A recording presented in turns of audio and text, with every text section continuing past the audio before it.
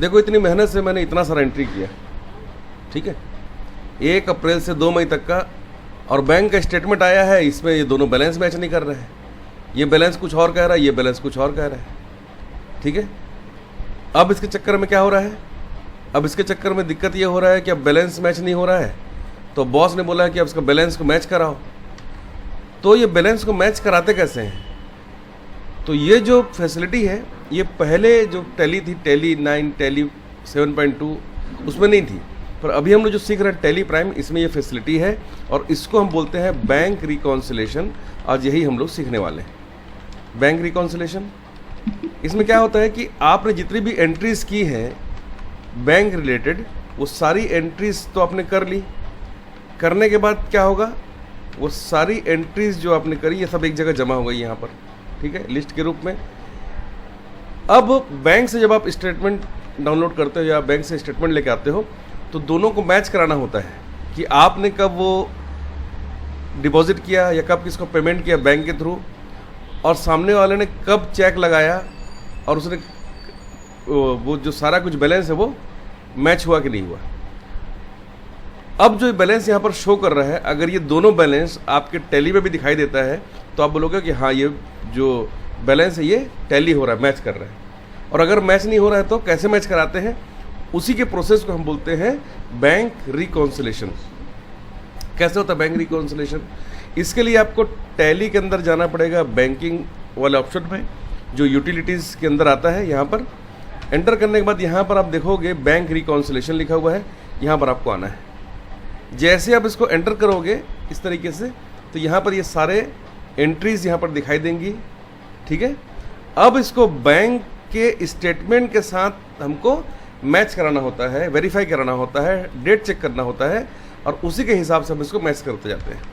यहाँ पर नीचे में देखो एक ऑप्शन बना हुआ है बैलेंस एज पर बैंक, तो यहाँ पर बैलेंस मैच करता जाएगा और उसी के हिसाब से हम यहाँ पर इसको बताते जाएंगे कि ये सही है कि नहीं है, ठीक है। जहाँ पर मिसमैच होगा उसी को पकड़ना है और उस एंट्री को दोबारा से करना है। अब आप बोलोगे रिपोर्ट कर देखते देखते एंट्री को कैसे करेंगे, तो ये रिपोर्ट को देखते हुए अगर आप एंट्री करना चाहते हैं तो हमको शॉर्टकट यूज़ करना पड़ता है एल्ट और जे। अगर आप एल्ट और जे को एक साथ प्रेस करोगे तो यहाँ पर आप सीधा चले जाओगे कहाँ, वो एंट्री वाले मोड में, और एस्केप करके फिर से आप यहाँ पर वापस आ सकते हो या उसको सेव करके आप यहाँ वापस आ सकते हो। ये बहुत ही आसान है, समझने वाली चीज़ है। सबसे पहले क्या करना है, आपको बैंक रिकॉन्सिलेशन में जाना है, यहाँ पर एंटर करना है एक बार।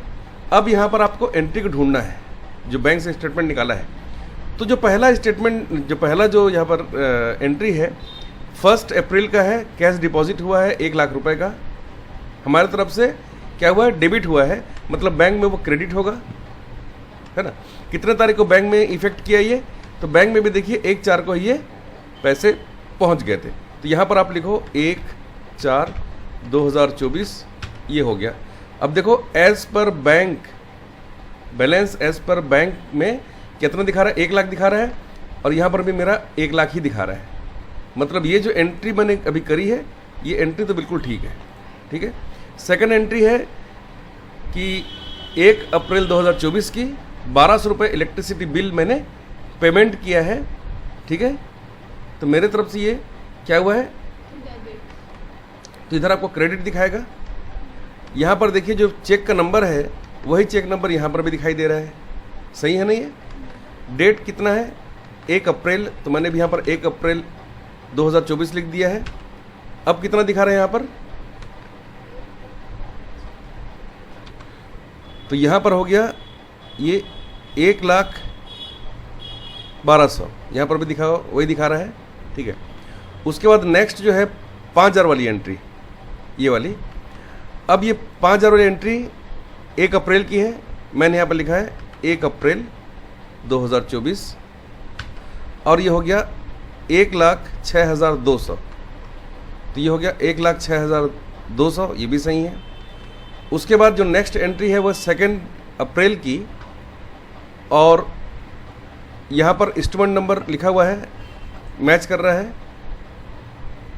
यह 12/14/52, यहाँ पर भी दिखा रहा है 12/14/52, ठीक है। ये 2 अप्रैल का है, और मैं भी यहाँ पर लिख देता हूँ 2 अप्रैल 2024।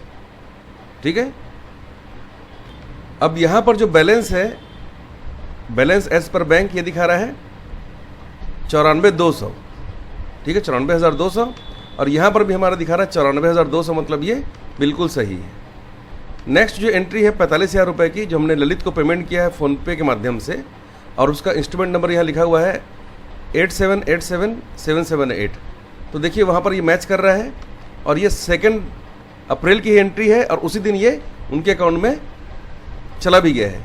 तो अब इसकी एंट्री को हम करने के लिए यहाँ पर लिखते हैं 2 अप्रैल 2024, और अब इसका दिखा रहा है बैलेंस 49,200। ठीक है ना। तो अब ये जो बैलेंस दिखा रहा है 49,200, वो सेम बैलेंस देखो यहाँ पर भी दिखा रहा है, मतलब ये भी बिल्कुल सही है। अब ऐसे ही हमने 2 एंट्री और कर ली यहाँ पर, और इसका जो बैलेंस हो गया वो हो गया 44,700 रुपये, और यहाँ पर भी देखो अब 44,700 रुपये यहाँ पर दिखाई दे रहा है। ठीक है। अब जो नेक्स्ट एंट्री है 1 मई 2024 की SMS चार्जेस वाली, ये यहाँ पर मेरे इसमें तो नहीं दिखाई दे रहा है। देखो आप, इसमें एक 60,000 वाली एंट्री है, एक 1,500 की एंट्री है, पर ये 311 रुपये जो SMS चार्जेस बैंक ने काटे हैं, इसकी एंट्री मेरे पास नहीं है, जो कि 1 मई 2024 को किया गया है। तो अब क्या करेंगे, इसी को तो रिकॉन्साइल करना है, इसी को तो सही करना है मुझे, नहीं। तो अब हम कीबोर्ड से Alt और J को प्रेस कर रहे हैं उसी एंट्री को पास करने के लिए।